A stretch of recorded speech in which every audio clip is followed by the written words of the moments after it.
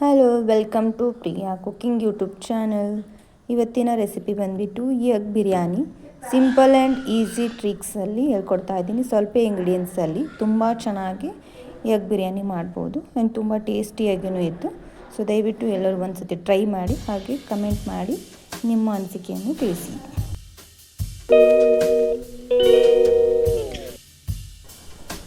ಮೊದಲಿಗೆ ಬಂದುಬಿಟ್ಟು ಎಗ್ಗನ್ನು ಬಾಯ್ಲ್ ಮಾಡಬೇಕು. ನಿಮಗೆ ಎಷ್ಟು ಬೇಕೋ ಅಷ್ಟು ತೊಗೊಂಡು ಅದು ಚೆನ್ನಾಗಿ ಬಾಯ್ಲ್ಡ್ ಆಗಬೇಕು. ಬಾಯ್ಲ್ಡ್ ಆದ ತಕ್ಷಣ ಎಲ್ಲ ಮಸಾಲೆ ಇಂಗ್ರೀಡಿಯೆಂಟ್ಸ್ನ ತೊಗೋಬೇಕು. ಅದರಲ್ಲಿ ಚಕ್ಕೆ, ಲವಂಗ ಹಾಗೂ ಏಲಕ್ಕಿ, ಮೆಣಸು, ಆಮೇಲೆ ಸ್ಟಾರ್ ಅಂತ ಇರುತ್ತೆ ಅಲ್ವಾ ಅದು, ಇವೆಲ್ಲ ಇಂಗ್ರೀಡಿಯೆಂಟ್ಸ್ನ ಕಲೆಕ್ಟ್ ಮಾಡಿ ಇಟ್ಕೋಬೇಕು. ನೆಕ್ಸ್ಟ್ ಬಂದುಬಿಟ್ಟು ಕಟ್ವಾ ಮಸಾಲ ಆ್ಯಂಡ್ ಚಿಕನ್ ಮಸಾಲ, ಆಮೇಲೆ ಜಿಂಜರ್ ಗಾರ್ಲಿಕ್ ಪೇಸ್ಟ್. ನೀವು ಮನೆಯಲ್ಲಿ ಕೂಡ ಮಾಡ್ಕೋಬೋದು ಜಿಂಜರ್ ಗಾರ್ಲಿಕ್ ಪೇಸ್ಟ್. ನೆಕ್ಸ್ಟ್ ಎಲ್ಲ ತರಕಾರಿಗಳನ್ನ ಹೆಚ್ಕೊಬೇಕು. ಈರುಳ್ಳಿ ಆಯಿತು, ಟೊಮೆಟೊ, ಮೆಣಸಿನ್ಕಾಯಿ, ಪುದೀನ ಸ್ವಲ್ಪ ತೊಗೊಂಡಿದ್ದೀನಿ, ಹಾಗೆ ಕೊತ್ತಂಬರಿ ಸೊಪ್ಪು. ಇವಷ್ಟು ಎಲ್ಲನೂ ಕಟ್ ಮಾಡಿ ಚೆನ್ನಾಗಿ ತೊಳೆದು ಕಟ್ ಮಾಡಿ ಇಟ್ಕೊಂಡಿರಬೇಕು.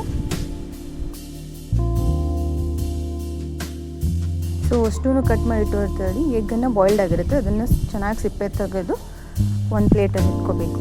ನೆಕ್ಸ್ಟ್ ಒಂದು ಬೌಲ್ ಇಟ್ಕೊಂಡು ಅದಕ್ಕೆ ಒಂದು 3 to 4 ಸ್ಪೂನು ಆಯಿಲ್ ಹಾಕಬೇಕು. ಆಯಿಲ್ ಹಾಕಿದ ತಕ್ಷಣ ಸಾಸಿವೆ ಮತ್ತು ಜೀರಿಗೆ, ಆಯಿಲ್ ಚೆನ್ನಾಗಿ ಕಾಯ್ದ ನಂತರ ಸಾಸಿವೆ ಅಥವಾ ಜೀರಿಗೆನ ಹಾಕಬೇಕು.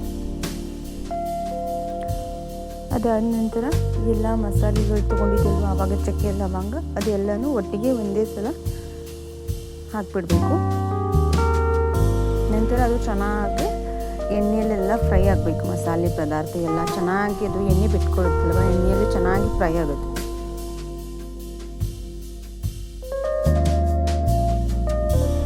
ಫ್ರೈ ಆದ ನಂತರ ಜಿಂಜರ್ ಗಾರ್ಲಿಕ್ ಪೇಸ್ಟ್ನ ಹಾಕಬೇಕು. ಜಿಂಜರ್ ಗಾರ್ಲಿಕ್ ಪೇಸ್ಟ್ ಕೂಡ ಅಷ್ಟೇ ಹಸಿ ವಾಸನೆ ಹೋಗೋವರೆಗೂ ಅದನ್ನು ಚೆನ್ನಾಗಿ ಎಣ್ಣೆಯಲ್ಲಿ ಫ್ರೈ ಮಾಡ್ಕೋಬೇಕು. ನಂತರ ಕರಿಬೇವಿನ ಸೊಪ್ಪು,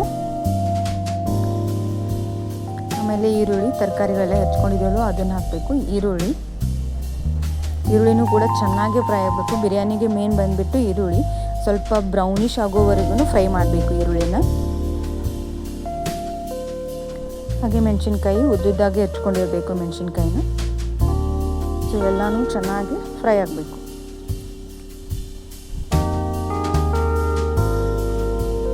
ಆಮೇಲೆ ಟೊಮೆಟೊ ಕೂಡ ಅಷ್ಟೇ, ಅದನ್ನು ಕೂಡ ಚೆನ್ನಾಗಿ ಬೆಂದಿರಬೇಕು. ಸೊ ಎಲ್ಲನೂ ಮಿಕ್ಸ್ ಮಾಡಿ ಒಂದ್ಸಲ ಲೋ ಫ್ಲೇಮಲ್ಲೇ ಇಡಬಾರ್ದು, ಮೀಡಿಯಮ್ ಫ್ಲೇಮಲ್ಲಿ ಇಟ್ಟು ಅದನ್ನು ಫ್ರೈ ಮಾಡ್ಕೋಬೇಕು ಎಲ್ಲ ತರಕಾರಿಗಳು.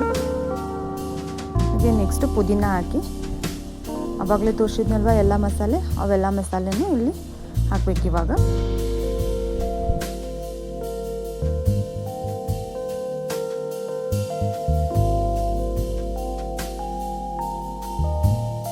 ಸೊ ಅರಿಶಿನ ಹಾಕ್ತಾಯಿದ್ದೀನಿ. ನಿಮಗೆ ರೆಡ್ ಕಲರ್ ಬೇಕಂದರೆ ರೆಡ್ ಚಿಲ್ಲಿ ಪೌಡರ್ನೂ ಹಾಕ್ಬೋದು. ನಿಮ್ಗೆ ಯಾವ ಕಲರ್ ಬೇಕಂತ ಅದ್ರ ಮೇಲೆ ಅರಿಶಿನ ಅಥವಾ ರೆಡ್ ಚಿಲ್ಲಿನೂ ಹಾಕ್ಬೋದು. ಸೊ ಇವಾಗ ಎಲ್ಲ ತರಕಾರಿ ಬೆಂದ ಮೇಲೆ ಅಕ್ಕಿನ ಹಾಕಬೇಕು. ಸೊ ಅಕ್ಕಿನ ನೀರು ಹಾಕಿ ಅಕ್ಕಿ ಹಾಕಬಾರ್ದು, ಫಸ್ಟ್ ಅಕ್ಕಿ ಹಾಕಿ ನೀರು ಹಾಕಬೇಕು. ಅಂದರೆ ಅದು ಅಕ್ಕಿಗೆಲ್ಲ ಅಷ್ಟು ಮಸಾಲೆ ಪದಾರ್ಥ ಹಿಂಡ್ಕೊಡುತ್ತೆ ಅಕ್ಕಿ.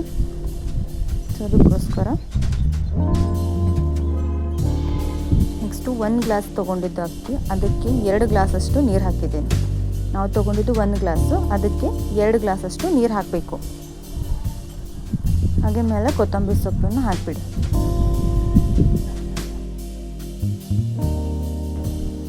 ಕೊತ್ತಂಬರಿ ಸೊಪ್ಪು ಹಾಕಿದ್ಮೇಲೆ ಎಗ್ ಬಾಯ್ಲ್ ಮಾಡಿಟ್ಟಿದ್ದೀವಲ್ವ ಆ ಎಗ್ಗನ್ನು ಒಂದೊಂದಾಗಿ ಹಾಕಿ ಚೆನ್ನಾಗಿ ಒಂದು ಸಲ ಎಲ್ಲನೂ ಮಿಕ್ಸ್ ಮಾಡಿ ಲಿಡ್ನ ಕ್ಲೋಸ್ ಮಾಡಿಬಿಡಿ.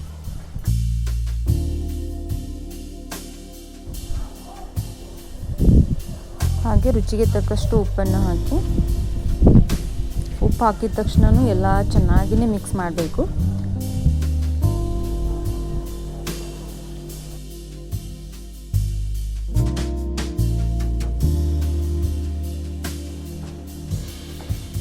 ಸೈಡ್ ಡಿಶ್ ಆಗಿ ನಾನು ರೈತ ಮಾಡ್ಕೊತಾ ಇದ್ದೀನಿ. ನೀವು ಬೇಕಿದ್ದರೆ ಸಾರು ಕೂಡ ಮಾಡ್ಕೋಬೋದು. ತುಂಬ ಚೆನ್ನಾಗಿ ಬಂದಿದೆ ಬಿರಿಯಾನಿ ಅಂತೂ. ಅದ್ರ ಜೊತೆ ನೀವು ಕೋಸಂಬರಿ ಮಾಡಿದ್ದೀನಲ್ವ ರೈತ, ಅದು ಕೂಡ ಸೂಪರ್ ಟೇಸ್ಟಿಯಾಗಿ ಬಂದಿದೆ. ಸೊ ಒಂದು ಸಲ ನೀವು ಟ್ರೈ ಮಾಡಿ ಕಮೆಂಟ್ ಮಾಡಿ ತಿಳಿಸಿ.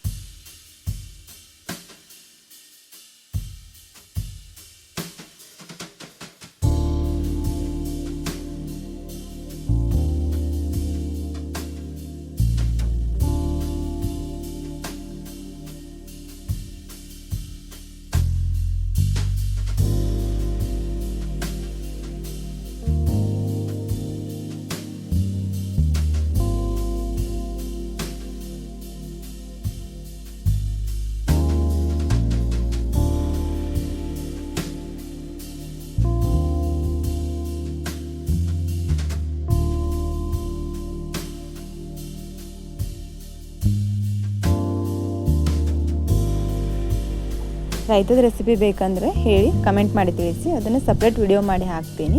ವಿಡಿಯೋ ನೋಡೋದಕ್ಕೆ ತುಂಬ ಧನ್ಯವಾದಗಳು. Thank you for watching. Keep supporting.